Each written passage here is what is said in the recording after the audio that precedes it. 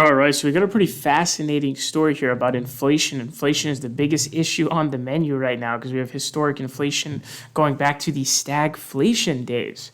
But what it seems like now is the Fed has identified the number one enemy as wage workers as being the problem here because they're saying like there's this mismatch in terms of laborers have too much power for negotiation and leverage in the labor market. As you guys know, we are in a labor shortage, and so that means that there's not enough people willing to work to fill all of the jobs available. And so what happens in the market for labor, obviously demand exceeds supply, so wages go up, right?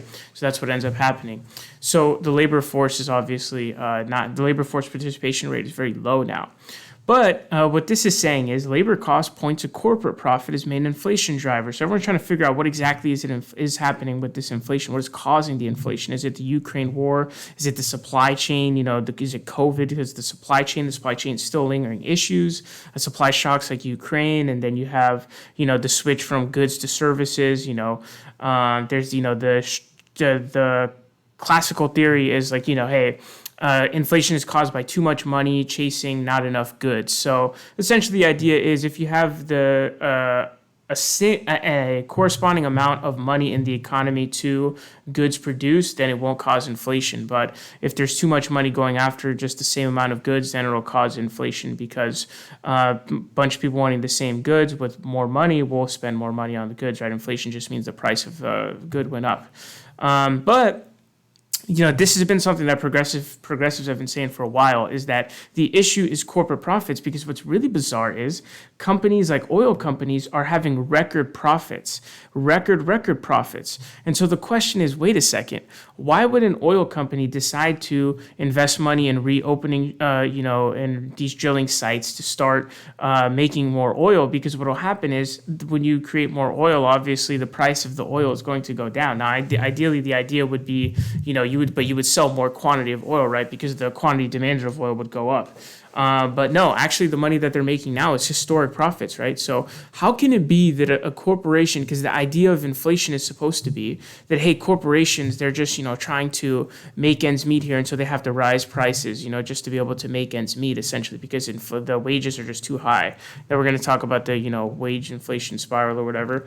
But they're actually making corporate profits. So what the fuck is going on here? How is this possible? And so this appears to be the issue, is that they're just taking advantage of it. Also, competition has been, really sliced. Corporate consolidation makes it so that, competition is very low as well.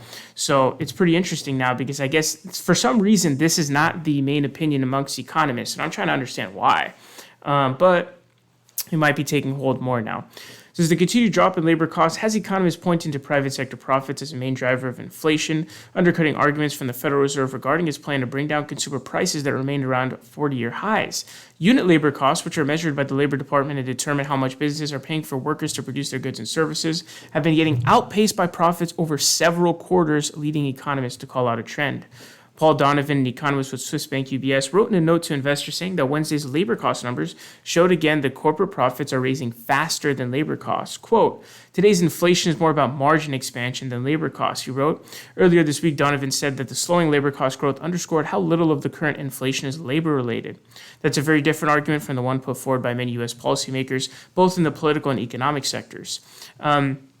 Speaking on CNBC Thursday morning, Representative Kevin Brady, Texas, the top Republican on the Ways and Means Committee, sounded a familiar refrain, arguing the labor situation in the U.S., which has been characterized by a tight job market and rising nominal wages, was behind lingering consumer inflation. Both the White House and the Fed don't understand the worker crisis we're in and how that's driving higher prices persistently for a long time as well, Brady said.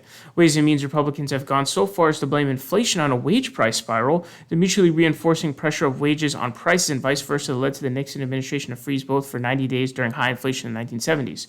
So if you guys don't know, we had huge stagflation problems in the 70s and 80s. Stagflation is when you have a recession, which means your economy is receding, which means your GDP is going down. You have high inflation, inflation and you have high unemployment.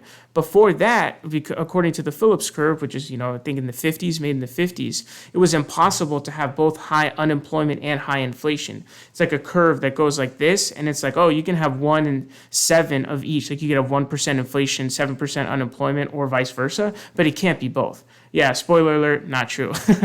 But that's the thing about economics, right? Just like any other science, you're still learning more new stuff. But this idea of the wage price spiral is essentially this problem, right? During inflation, costs get higher, and so workers need more money. People need more money to buy those goods, and so they ask for wage raises, they get wage raises. But the thing is that that's going to increase aggregate demand. It's going to push the aggregate demand curve to the right, and that's going to raise the price level because the equilibrium price level goes up. If supply remains the same, and if the short-run aggregate supply curve stays the same, aggregate demand curve shifts right, you have a higher price level, right? I should have pulled out the graph for you guys, sorry. But that's the problem. And so it's not solving the problem, right? The solution to inflation is not to raise workers' wages, it's to lower the price of goods, because by raising the wages, you're just causing even more issues, right? And so that's what the wage price spiral is. And so, it's the Federal Reserve says that the wage price spiral has not developed. But basically, it's like this diagnosis is just completely wrong. This idea of making an enemy of the laborers who are finally getting some boost economically speaking. I mean, this isn't even just like progressive dogma, right? Which like I'm sure a lot of people are making videos of saying like, oh, blah, blah. Oh, look, they're trying to target workers and stuff, right? Which is true. But, this obviously not backed in like the actual economic data. Actual economic data, and this is why I say economics is important to actually understand. So don't just pretend like it's not real. It's definitely real. It's saying that, yes, corporate profits are outpacing labor costs by a lot. And so it's a bullshit diagnosis to make. And so we're in a very bizarre economic situation now, because now you have a situation where, there's so many possible diagnoses. Some of the, one of the big ones is the money supply, Milton Friedman, the monetarism thing. And so the only people who believe in the monetarism thing are like the very few monetarists that exist. So is monetarism going to make a comeback because that's potentially the correct diagnosis?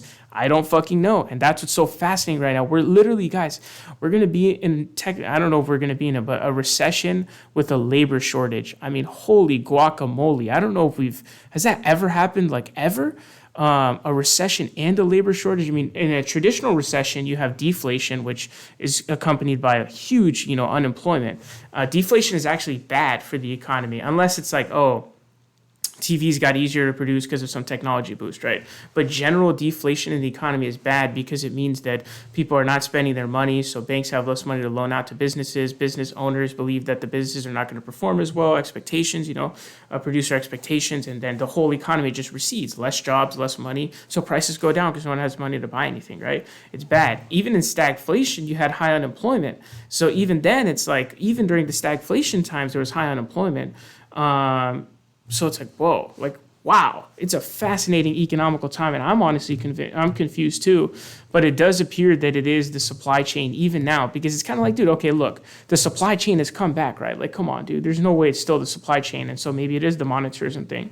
But it does seem to be as the supply chain, this Forbes article explains it here. Step back even a little less from last month's CPI headlines. The first important hard fact to acknowledge is the obvious one. The world economy has been slammed and shaken by 3 once-in-a-century external shocks in the space of less than 2 years. COVID, the worst global pandemic in 100 years. Invasion of Ukraine, first major war in Europe in 75 years. Monetary stimulus on a massive scale, unprecedented since World War II. So you can just see these graphs of just like crazy, shocks here. Pandemic shock, stimulus, Ukraine shock. If I'm not mistaken, I think the money in circulation, if you don't know the difference between like monetary and fiscal policy, like fiscal is like, Congress is spending on stuff, and the monetary policy is like how much money is in circulation, which is, determined by the Fed. Like they can buy up loans and stuff to, give them cash on hand instead of having loans and, doing other stuff too. They're not literally printing money, just so you guys know. They're just giving them higher banknote numbers, right? Their bank numbers just go up. So we're looking at, core, and I don't know if you guys know what CPI is. It's the Consumer Price Index. Bureau of Labor Statistics releases it. There's 2 different types of inflation. There's core inflation, which is the inflation of goods, excluding energy and food, because those are like much more volatile. And so it appears that the most recent core inflation is 6.3. And then the Bureau of Labor Statistics, I don't think they release a core one. I think they just release headline. So this is headline. Headline is all of the stuff. Core is just everything except for gas and food. What I was surprised by is that this is 7.7 year on year. So that means that the headline inflation is higher than core inflation, which is shocking because you can look at like the energy costs right here, right? I mean, holy guacamole, 17.6, 19.3, 17.5, 68.5 for fuel oil. Holy motherfuck. This is insane. But somehow the headline inflation is higher than the core inflation, which is like, what? So I guess there's just like such inflation just everywhere with all these different goods because of the supply chain shortage. And I think the Chinese like full lockdowns are like still going on. So I mean, that's where essentially, we're an import economy, right? They're export economy, we're an import economy. So, that's a big impact on it. But super interesting times to be in. But what it does appear is that this is just complete bullshit right here. This idea that it's like, workers causing this inflation, complete bullshit. It just totally comes down to, at this point, it seems like it's the supply chain and corporate profits are the main two ones. And then I'm sure, the Federal Reserve raising their interest rates, their, target interest rates, which by the way, they're not directly raising it. They have like some tools that they use to basically force banks into like having their interest rate into where they want it. Just fun fact. Although they can raise, they have some tools, right? They have tools to do that directly, but they don't just set, when they news reports that, they set the inflation rate or rose it. They didn't literally do that. They have some tools like, reserve ratio, interest rates to boost it so that they can get the, banks to put more money in reserve and stuff like that. But anyways, they're trying to target aggregate demand here. This idea that it's aggregate demand that's causing the issue, I just don't really see it as being a demand issue so much as a supply issue. I just really don't see it. It doesn't really, so if you're trying to target aggregate demand, I just can't see it working here. I just don't see it working. The inflation rates, I think, are just going to, if anything, they're probably just going to target like regular people more who are going to have like higher mortgages and stuff like that. I think the supply chain is the big issue and then corporate profits. So we've barely seen really much movement. I mean, I don't know how much I don't remember exactly how much we have dropped the interest rates. The Federal Reserve has lowered its target interest rates, but it doesn't really seem like it's moved all that much. So I just don't really see it in terms of the aggregate demand factor. But anyway, super fascinating time. It is not a labor set, inflationary spiral. It is corporate profits plus supply chain still.